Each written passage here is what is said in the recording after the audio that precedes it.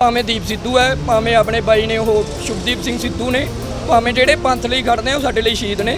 ਦੂਜੀ ਗੱਲ ਇਹ ਹੈ ਕਿ ਜਿਹੜੀ ਉਹਨਾਂ ਦੀ ਕੁਰਬਾਨੀ ਸੀਗੀ ਉਹ ਸੰਗਰੂਰ ਦੇ ਲੋਕਾਂ ਨੇ ਦਿਖਾਤਾ ਕਿ ਕਿੰਨਾ ਕੁ ਉਹਨਾਂ ਦਾ ਸੀਗਾ ਰੋਲ ਸਾਡੇ ਪੰਥਕ ਮੁੱਦਿਆਂ ਤੇ। ਉਹ ਵੀ ਇੱਕ ਅਜਿਹੇ ਇਨਸਾਨ ਤੋਂ ਜਿਹੜਾ ਇਕੱਲਾ ਸੀਗਾ, ਬਾਕੀ ਦੂਜੇ ਪਾਸੇ ਸਾਰੀ ਪਾਰਟੀਆਂ ਮਿਲ ਕੇ ਸਿਮਰਜੀਤ ਸਿੰਘ ਮਾਨ ਨੂੰ ਹਰਾਉਣ ਵਾਸਤੇ ਖੜੀ ਸੀਗੀਆਂ। ਪਰ ਸਿਮਰਜੀਤ ਸਿੰਘ ਮਾਨ ਇਕੱਲਾ ਹੀ, ਜਿਹਨੂੰ ਲਾਭ ਸਿੰਘ ਦੁੱਕੇ ਕਹਿੰਦੇ ਸੀਗੇ, ਕਹਿੰਦੇ ਚੱਲਿਆ ਹੋਇਆ ਕਾਰਤੂਸ ਹੈ।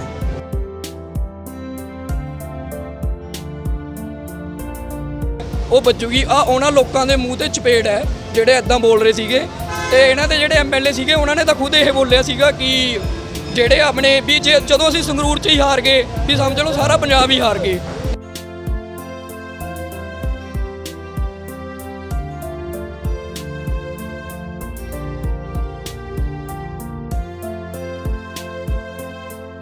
ਮਾਨ ਸਰਕਾਰ 3 ਮਹੀਨੇ ਹੋ ਗਏ ਇਹਨੂੰ, ਇਸ ਤੇ ਦਖਲਅੰਦਾਜ਼ੀ ਦਿੱਲੀ ਜ਼ਿਆਦਾ ਹੈ।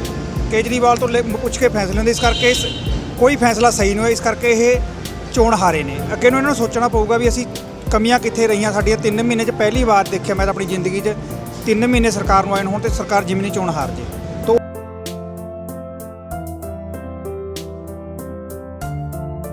अजे तो उन्होंने सिर्फ बने 3 महीने ही होए हैं कि अगे वो सारे कामकार सही करेगी जी। एक सबसे बड़ा कारण है भगवंत मान, जो हर एक वादा बहुत दब के पूरे डंके की जोट कर झूठ बोलते हैं। मूंगी बा MSP दे दी जिमींदारां नूं, क्या होया दसो कित्थे विकी MSP वा मूंगी।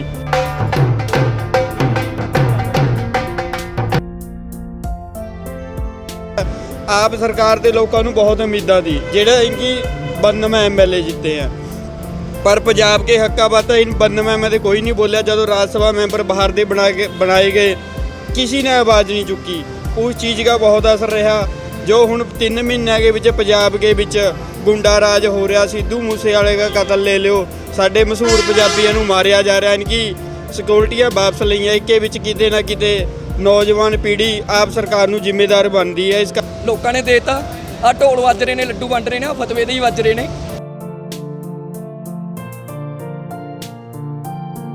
सरकार प्रति नाराज़गी है। भगवंत मान साहब कहते थे भी साडे MLA लोगों के पिंडा के विच जाके काम करनगे, पर मारे हल्के में उल्ट हो रहा है। जे किसी का काम हो भी रहा, सारा कुछ हो गया, उरे झूर माजरे ट्रांसफार्म लगना है, सारा कुछ हो गया, ट्रांसफार्म आ गया। SDO साहब कह रहे MLA साहब नूं मिल के आओ, उनसे कहो, उसके बाद हमें ट्रांसफार्म रखेंगे। ਜਿੱਤ ਇੱਕ ਸਰਕਾਰ ਤੇ ਇੱਕ ਦਿੱਲੀ ਤੇ ਪੰਜਾਬ ਦੇ ਵਿਚਕਾਰ ਲੜਾਈ ਸੀ, ਜੋ ਪੰਜਾਬ ਜਿੱਤ ਗਿਆ। ਉਹਨਾਂ ਨੂੰ ਇਹ ਨਹੀਂ ਪਤਾ ਵੀ ਚੱਲੇ ਹੋਏ ਕਾਰਤੂਸ ਨਹੀਂ, ਇਹ ਤਾਂ ਇੱਕ ਐਟਮ ਬੰਬ ਨਿਕਲਿਆ ਜਿਹਨੇ ਅਜਿਹਾ ਧਮਾਕਾ ਕਰਿਆ ਕਿ ਸਾਰੀ ਪਾਰਟੀਆਂ ਹੀ ਖਤਮ ਕਰਤੀਆਂ, ਸਾਰੀ ਪਾਰਟੀਆਂ ਰਗੜਤੀਆਂ, ਸਾਰੀ ਪਾਰਟੀਆਂ ਹਰਾ ਦਿੱਤੀਆਂ।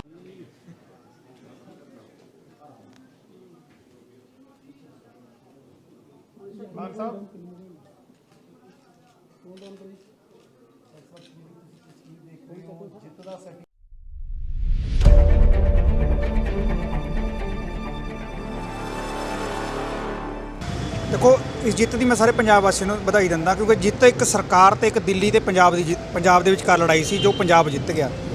क्योंकि ਜਦੋਂ ਮਾਨ ਸਰਕਾਰ 3 ਮਹੀਨੇ ਹੋ ਗਏ ਇਹਨੂੰ, ਇਸ ਤੇ ਦਖਲਅੰਦਾਜ਼ੀ ਦਿੱਲੀ ਜ਼ਿਆਦਾ ਹੈ।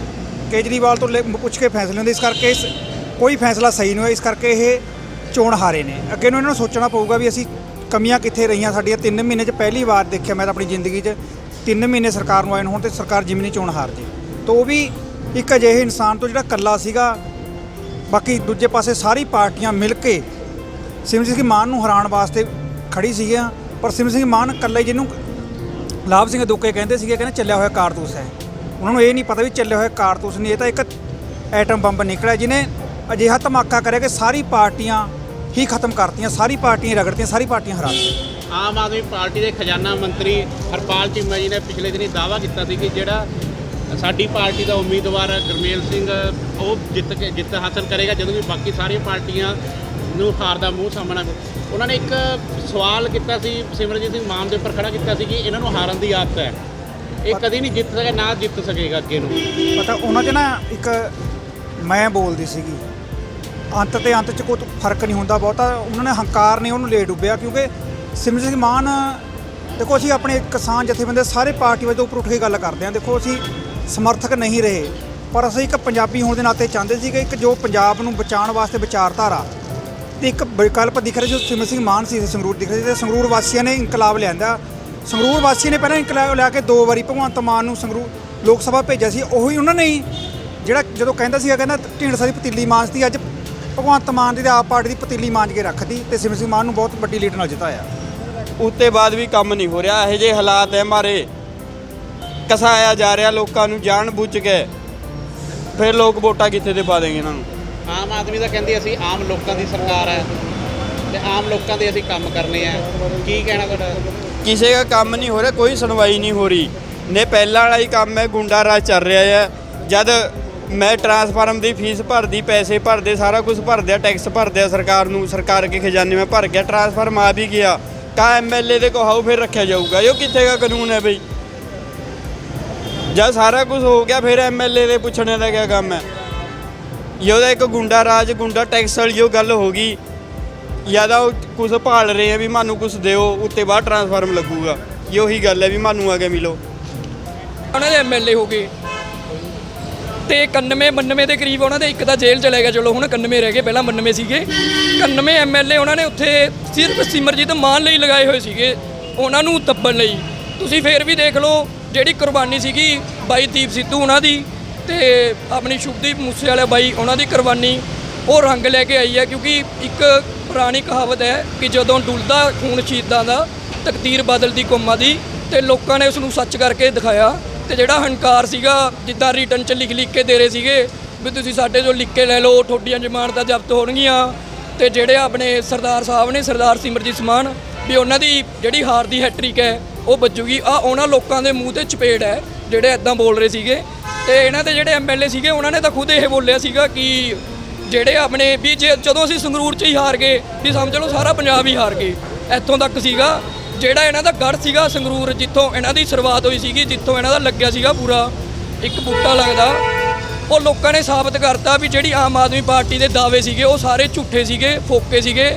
ਕਿਉਂਕਿ ਲੋਕਾਂ 'ਚ ਹੀ ਰੱਬ ਵਸਦਾ ਤੇ ਲੋਕਾਂ ਨੇ ਹੁਣ ਸਰਦਾਰ ਸਿਮਰਜੀਤ ਮਾਨ ਨੂੰ ਜਿਤਾ ਕੇ ਇਹ ਸਾਬਤ ਕੀਤਾ ਹੈ ਕਿ ਜਿਹੜੀ ਆਮ ਆਦਮੀ ਪਾਰਟੀ ਹੈ ਆਉਣ ਵਾਲੇ ਟਾਈਮ 'ਚ ਪੰਜਾਬ 'ਚ ਜਿਹੜੀ ਸਰਕਾਰ ਬਣੂਗੀ ਉਹ ਸਰਦਾਰ ਸਿਮਰਜੀਤ ਸਿੰਘ ਮਾਨ ਦੀ ਬਣੂਗੀ ਤੇ ਪੂਰੀ ਪਾਵਰ ਮੈਜੋਰਟੀ ਨਾਲ ਬਣੂਗੀ। ਸਰਕਾਰ ਤਾਂ ਕਹਿੰਦੀ ਸੀ ਵੀ ਸਾਡੇ 3 ਮਹੀਨਿਆਂ ਦੀ ਕਾਰਗੁਜ਼ਾਰੀ ਹੈ, ਉਹਦੇ ਨਾਲ ਸਾਨੂੰ ਲੋਕਾਂ ਦਾ ਬਹੁਤ ਵੱਡਾ ਫਤਵਾ ਮਿਲੇਗਾ। ਤੁਹਾਡੇ ਸਾਹਮਣੇ ਹੈ ਜੀ ਫਤਵਾ ਤਾਂ ਲੋਕਾਂ ਨੇ ਦੇਤਾ।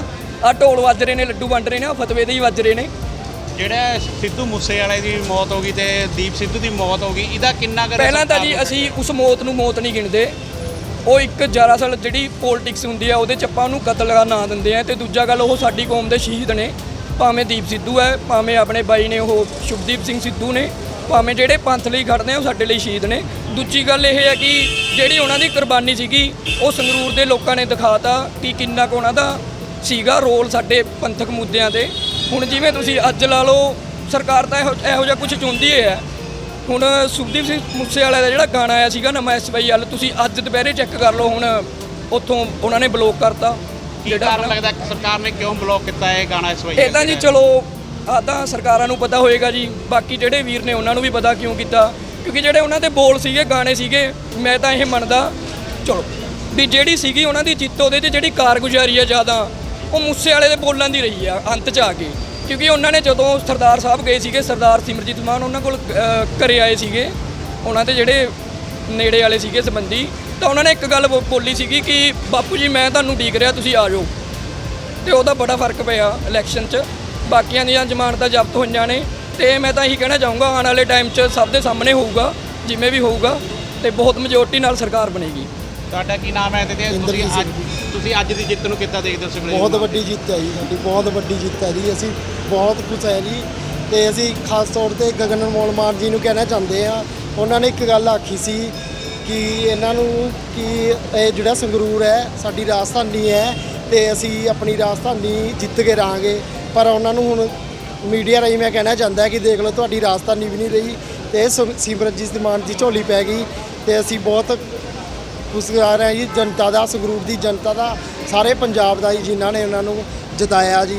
ਤੇ ਅੱਗੇ ਵੀ ਇਹ ਇਦਾਂ ਹੀ ਸਾਥ ਦੇ। ਇੱਕ ਪਾਸੇ 92 MLA ਸਰਕਾਰੀ ਤੰਤਰ, ਦੂਸਰੇ ਪਾਸੇ ਇੱਕ ਆਮ ਆਦਮੀ ਐਡੀ ਵੱਡੀ ਜਿੱਤ ਹਾਸਲ ਕਰਨੀ ਕਿਵੇਂ ਦੇਖਦੇ ਹੋ? ਸਰ ਇਹਨਾਂ ਨੇ ਦਾ ਸਾਰੇ ਐਮਐਲਏ ਲਾਏ ਹੋਏ, ਮੰਤਰੀ ਵੀ ਲਾਤੇ ਇਹਨਾਂ ਨੇ, ਪੂਰਾ ਜ਼ੋਰ ਲਾਇਆ ਜੀ ਇਹਨਾਂ ਨੇ ਕੋਈ ਕਸਰ ਨਹੀਂ ਛੱਡੀ। ਇਹਨਾਂ ਨੂੰ ਇਹ ਸੀ ਕਿ ਜਿੱਥੋਂ ਤੱਕ ਹੋ ਸਕੇ ਸਿਮਰਜੀਤ ਮਾਨ ਨੂੰ ਦੱਬੀਏ, ਪਰ ਇਹ ਹੋ ਨਹੀਂ ਸਕਿਆ ਜੀ, ਕਿਉਂਕਿ ਲੋਕਾਂ ਨੇ ਦਿਖਾਤਾ ਕਿ ਸੱਚਾਈ ਦੀ ਜਿੱਤ ਹੁੰਦੀ ਹੈ ਤੇ ਸੱਚਾਈ ਦੀ ਜਿੱਤ ਹੋ ਕੇ ਰਹੀ ਹੈ ਜੀ। ਚਾਹੇ 92 ਚਾਹੇ 91 ਐਮਐਲਏ ਆਏ, ਇਹਨਾਂ ਦੇ ਮੰਤਰੀ ਆਏ, 2 ਮੁੱਖ ਦਿੱਲੀ ਵਾਲਾ ਵੀ ਬੁਲਾਇਆ ਜੀ ਇਹਨਾਂ ਨੇ, ਉਹਦੇ ਵੀ ਕੋਈ ਅਸਰ ਨਹੀਂ ਹੋਇਆ। ਤੁਹਾਡੇ ਸਾਹਮਣੇ ਹੈ, ਅੱਜ ਲੱਡੂ ਵੰਡ ਰਹੇ ਸੀ, ਢੋਲ ਵੰਡ ਰਹੇ ਆ, ਢੋਲ ਵੱਜ ਰਹੇ ਆ ਇਸ ਗੱਲ ਦੇ, ਤੇ ਅਸੀਂ ਬਹੁਤ ਖੁਸ਼ ਹਾਂ ਜੀ। ਸਾਰੇ ਅਸੀਂ ਸੰਗਰੂਰ ਦੀ ਜਨਤਾ ਦਾ ਖਾਸ ਕਰਕੇ ਧੰਨਵਾਦ ਕਰਦੇ ਹਾਂ ਕਿ ਜਿਨ੍ਹਾਂ ਨੇ ਸਿਮਰਜੀਤ ਮਾਨ ਨੂੰ ਜਿੱਤ ਕੇ ਪਾਰਲੀਮੈਂਟ 'ਚ ਬਚਾਇਆ, ਤੇ ਉਹ ਤੁਹਾਡੀ ਹਰ ਉਮੀਦ ਤੇ ਖਰਾ ਉਤਰਨਗੇ। ਧੰਨਵਾਦ। ਕੀ ਸਮਝਦੇ ਹੋ ਸਰਕਾਰ ਨੇ ਲੋਕਾਂ ਦੇ ਹੱਕ 'ਚ ਫਤਵਾ ਦਿੱਤਾ ਹੈ? ਹਾਂਜੀ ਹਾਂਜੀ ਜ਼ਰੂਰ ਜੀ। ਇਹਨਾਂ ਦੇ 3 ਮਹੀਨਿਆਂ ਦੇ ਕਾਰਗੁਜ਼ਾਰੀ ਤੋਂ ਨਾ ਖੁਸ਼ ਹੋ ਕੇ ਜੀ ਭਗਵੰਤ ਮਾਨ ਨੇ ਇਹੀ ਗੱਲ ਕਹੀ ਸੀ ਜੀ ਪਿਛਲੇ ਟਾਈਮ 'ਚ ਕਿ ਜੇ ਅਸੀਂ ਕੰਮ ਕੀਤੇ ਆ ਤਾਂ ਲੋਕ ਸਾਨੂੰ ਵੋਟ ਦੇਣਗੇ। ਹੁਣ ਦੇਖ ਲਓ ਜੀ 3 ਮਹੀਨਿਆਂ 'ਚ ਜੇ ਇਹਨਾਂ ਨੇ ਕੰਮ ਕੀਤੇ ਹੋਣੇ ਤਾਂ ਇਹਨਾਂ ਨੂੰ ਲੋਕ ਵੋਟ ਦਿੰਦੇ, ਤੇ ਤੁਹਾਡੇ ਸਾਹਮਣੇ ਅੱਜ ਰਿਜ਼ਲਟ ਤੁਹਾਡੇ ਸਾਹਮਣੇ ਆ ਗਿਆ। ਅੱਜ ਇਹਨਾਂ ਨੂੰ ਹਾਰ ਦਾ ਮੂੰਹ ਸਾਹਮਣਾ ਕਰਨਾ ਪਿਆ, ਚਾਹੇ ਜਿੰਨੀ ਮਰਜ਼ੀ ਵੋਟ ਤੋਂ ਹਾਰੇ ਆ, ਪਰ ਹਾਰ ਤਾਂ ਹਾਰ ਹੀ ਹੁੰਦੀ ਹੈ।